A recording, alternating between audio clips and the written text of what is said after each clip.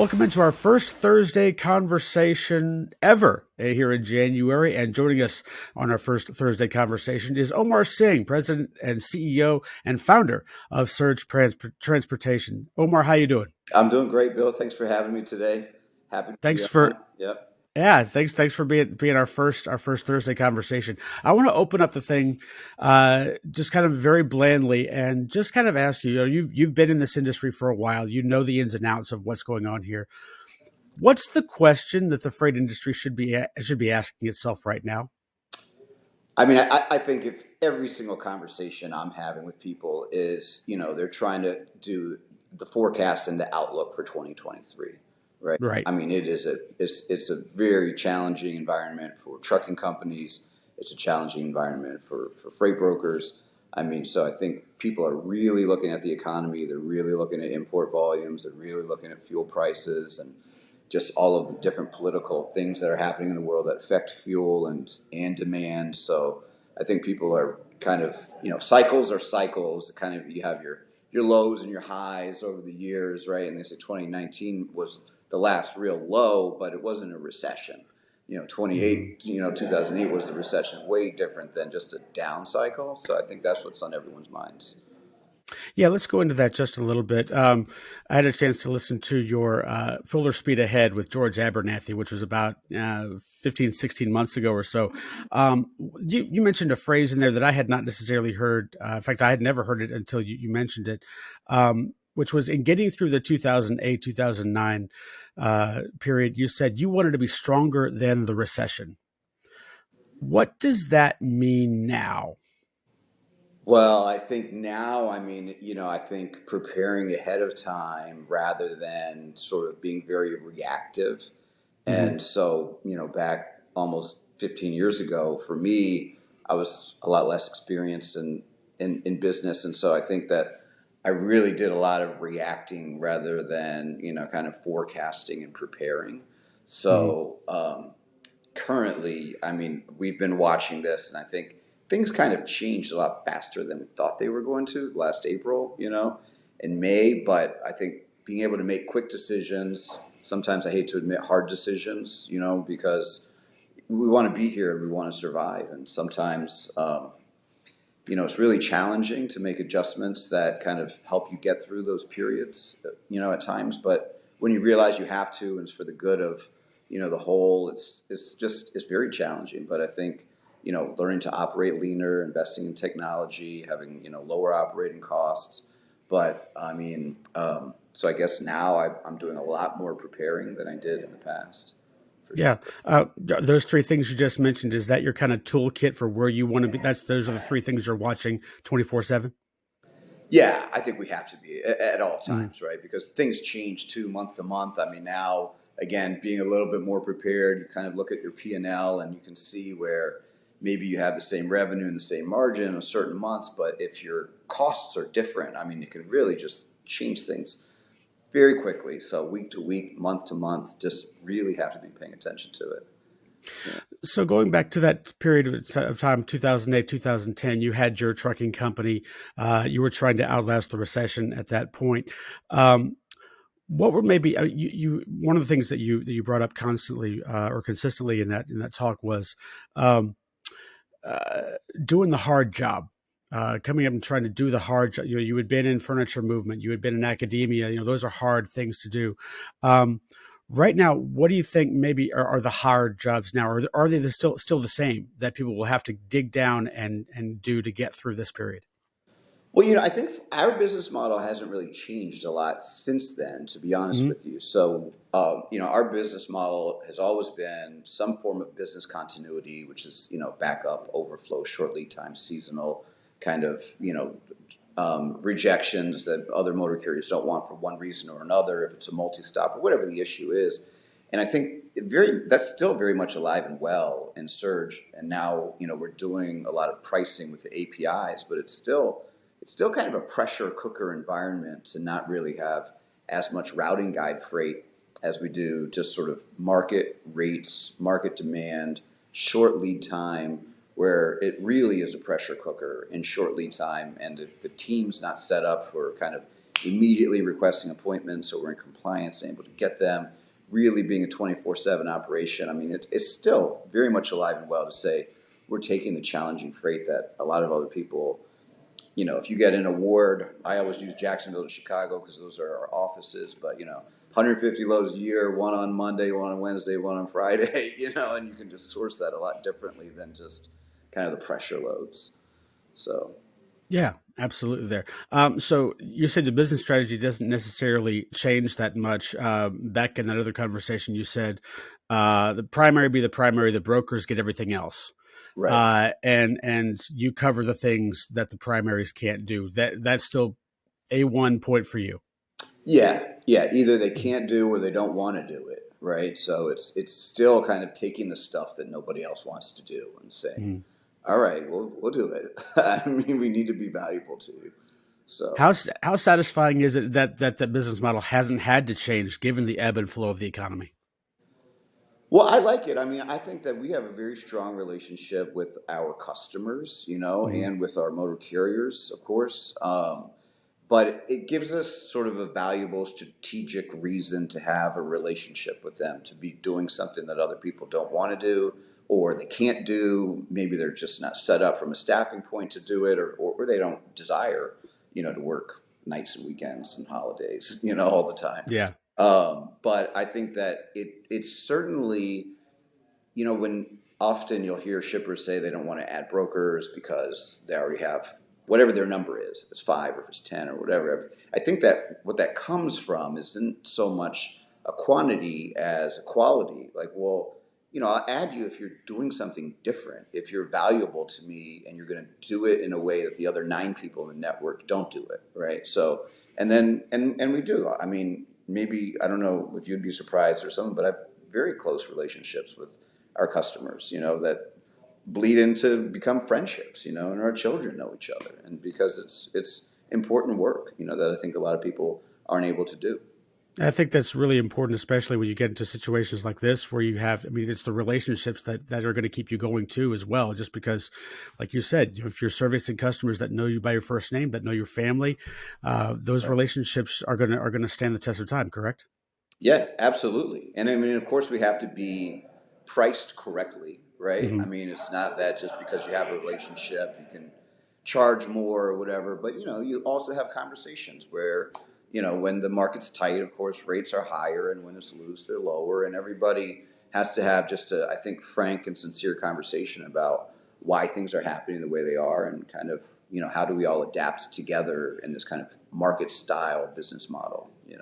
You mentioned at the top of the program about calculating how you're going to forecast 2023.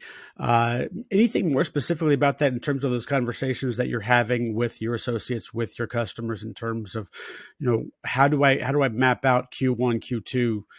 Hopefully, we won't get to Q3 and Q4 and be in the same spot. Right. Yeah. I mean, I think for us, it's preparing a lot of it's internally, also preparing, with our motor carriers to kind of have conversations about, where we're seeing the demand. And then in terms of kind of our own, honestly, staffing and hiring or decisions not to hire, right? And then how can we build efficiency so that when things pick up, maybe we can continue to do more, without hiring too early, right? Because payroll is our single biggest expense after motor carrier pay, Right. right? So we want to be, very cognizant of that, but we also, we don't want to sort of like I'm forecasting Q2 to be much stronger than Q1, but at the same time, in case we're wrong, I'm not hiring for Q2 right now. I'm going to try to hold what we've got and see if we can kind of add that volume without adding people, because if it doesn't come, then you end up, having to lay off or something, and nobody wants to do that, Right. somebody's life. In your own forecasting, is that about how far you want to stay ahead of the game, basically one quarter, or have you gone farther or shorter than that, depending on the economic situation? Well, I think for us, I think probably 2 quarters is safe. I mean, Hmm. 3 quarters. We think we're going to start seeing things tick up in Q2, and then really in Q3, and then naturally in Q4. So to a certain extent, I'm forecasting out 4 quarters. But really, in terms of like staffing and office space and investments in whether it's furniture or whatever, then I Sure. would say, yeah, we're 2 quarters out, right? Okay. In terms, what are we doing with that? Okay. Right. I'm going to talk a little bit about your role and your experience as a CEO Okay. in terms of basically kind of, there's a lot of talk, we've heard a lot of stories recently about CH Robinson, for instance, or Too Simple, or other companies that have had an interesting being a very underestimated term about what's going on in the role of the CEO when things start to turn a little bit sour or a lot sour, depending on where the case may be. What do you believe, not necessarily straightly for you and for Surge, but what do you see the role of the CEO as when things aren't as good as the shareholders want them to be? I mean, I like a saying that maybe it fits me a little bit better than some of our maybe financially backed competitors, which, my role is to not run out of money, right? Right. As CEO's role is not to run out of money. And that's certainly the role at Surge because we still are just supported by, our own revenue and profit in terms of, not having any kind of raised any capital yet as an Mhm. organization. So some organizations like they do raise capital and they can't operate in the red, maybe because they're just investing so much in the future. And then, how much red can they accept is different than sort of not being able to accept any at all, which which is where we are, Yeah. so we have to be, I mean, obviously a wave of a month or two is different than a year or something. Sure. But so I think certainly that's the role, and then we're still, believe it or not, very much I think an organization that in many ways kind of lead by example. While I'm in the operation, I'm still working with customers. We're still working with carriers, and I think up until a certain point, that's been very valuable for us because it's not just sort of training manuals and kind of theoretically this is what you do. I think it's helped us as an organization as well because with all of the background from driving and owning the trucking company, we can hire people and really train them and know what they need and know what's going on and kind of understand maybe what fits them better. Because sometimes we hire people to be a carrier rep and go, you know what, your personality might be better as a logistics coordinator because of whatever reason. You just prefer to schedule appointments all day. And then you'll get someone that you hire to do that and go, you know what, I think you'd actually be better here. And then, it works for them. And it helps them to diversify within the organization, which is also kind of the way we do 3 roles. And then you can become a manager, right? Once you learn kind of cradle to grave. And then so there's opportunities that come behind that. Gotcha. So really managing it from a human standpoint, more or less. Right. Exactly. I would say so. Okay. All right. Moving on to kind of again looking at the world from the eyes of a CEO, and maybe not again necessarily from your perspective with Surge, because you've got a look like a pretty solid business model that you're going to jump on and stay on. But what are you? And I'm not asking for the business plan here, but what are you most optimistic about over the course of it? As you say, you might see things tick up Q3, Q4, somewhere in there, but just as an industry overall, what's maybe are you most optimistic about? Even the fact that even though there is obviously greater chances for some of your competitors to jump by the wayside now. Yeah, I mean, I'll tell you, and I say this a lot when I'm speaking, whether it's publicly or privately, but I like to see our industry do well. Hmm. And as crazy as it may sound, I like to see people do well, and that's my competitors as well. So very friendly relationships with our competitors. Of course, with our customers, we want to see everybody win, and so I would say optimistically, outside of sort of watching how freight tech is changing the industry, which has been a lot of fun. But I think that the market conditions, while people are predicting 2023 to be overall a bad year, I think most people are starting to predict an uptick, right, in Q3 and Q4. So, I mean, I'm optimistic that maybe, I hate to say this and be wrong, but we've hit the bottom, right? We've hit the bottom and we can all start kind of, if we just hold on a little bit more, it's going to come back. I think 6 months before we know it, you know what I Hmm. mean? Can go by very quickly. Yeah, Uh, certainly. we're kind of 9 months into it now, and that's also what I think we're hearing is they're saying the cycles used to be 3-year cycles, and now something one of my friends said is that now the cycles are shorter and they're more intense. So Hmm. instead of having 3-year cycles, we're doing year and a half, which would kind of put us at a year and a half if things do start picking up in Q3.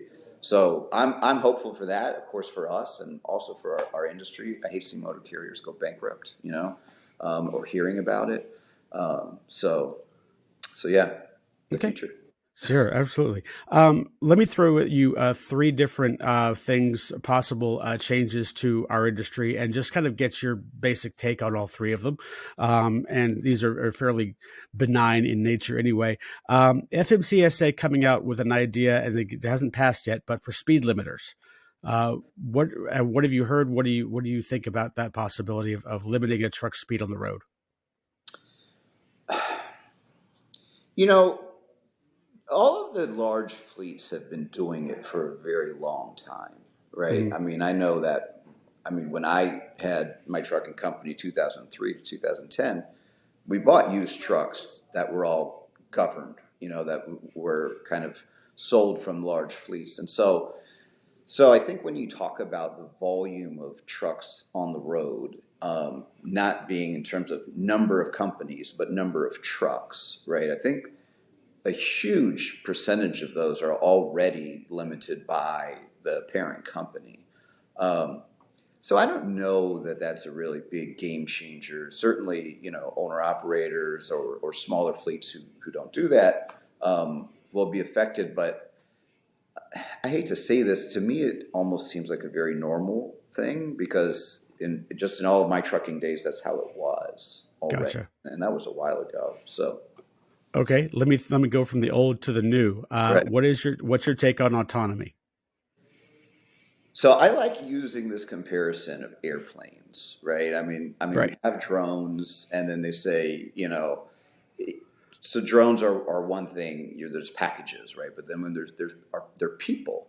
I mean, and they're military drones, and that they control by the computer. But essentially, what they say is planes have been able to fly themselves for a long time now, and even private planes have the pilot's having a medical emergency, you can hit the button and it'll auto land at the closest airport, right? And so planes can do that, but nobody is going to get on a plane without a pilot, right? I mean, I just flew into Las Vegas this morning, and nobody on that flight would have gotten on if there weren't two pilots there.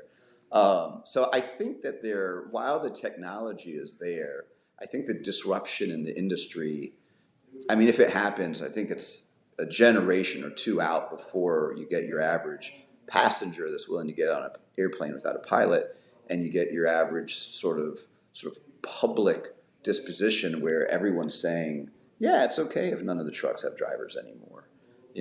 I mean, so I think for a long time we'll see maybe trucks driving themselves, like people are saying, but you still have the driver in the seat in case there's a system failure or something goes wrong. So that doesn't really reduce the number of drivers. It might theoretically reduce the amount of experience they need or something. It's not what you want in case something goes wrong for them to have less experience. But so I think it's a long, long kind of road ahead before it disrupts, Yeah. right?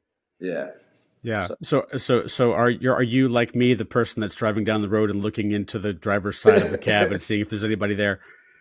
I'm pretty sure they're there, but yeah, I Yeah. think if I get around one of those trucks that has all of the cameras on the outside, Hmm. I'm gonna stay away, right? Okay. All right. Fair Yeah. enough.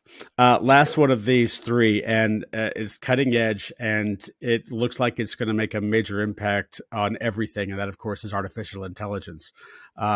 This is this. I don't think there's a bigger possible game changer than this. But what's your take on it? I mean, I love it to the extent that I mean it really kind of I think makes things more efficient. It helps us learn how to kind of I think measure better because you have to understand.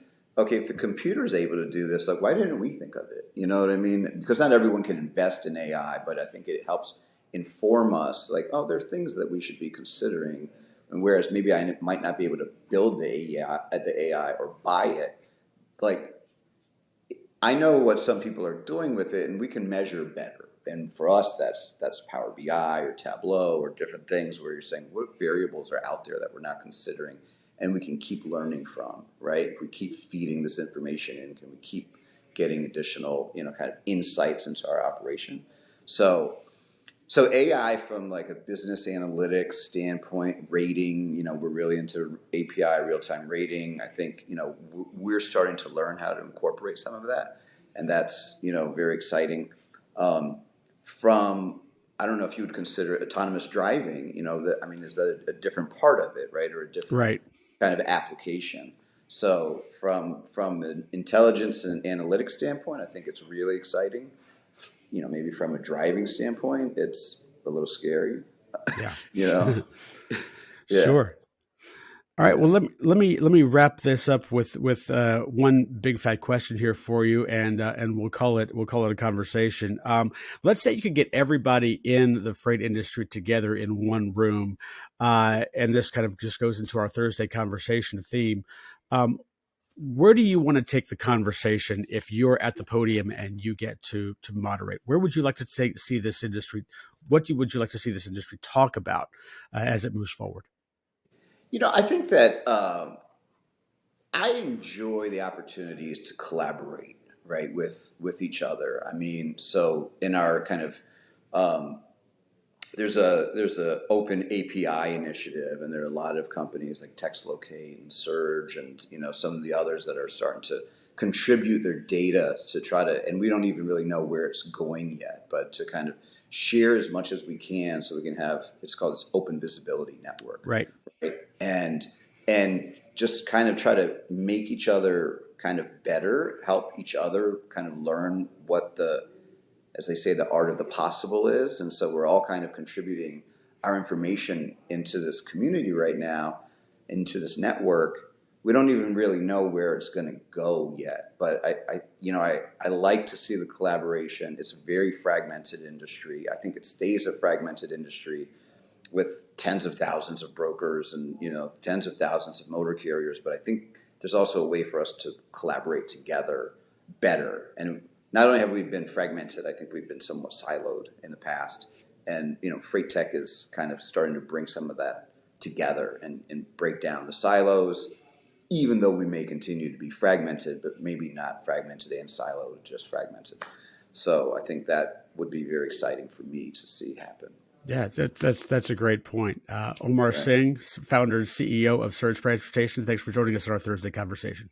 I appreciate it, Bill. Good to see you.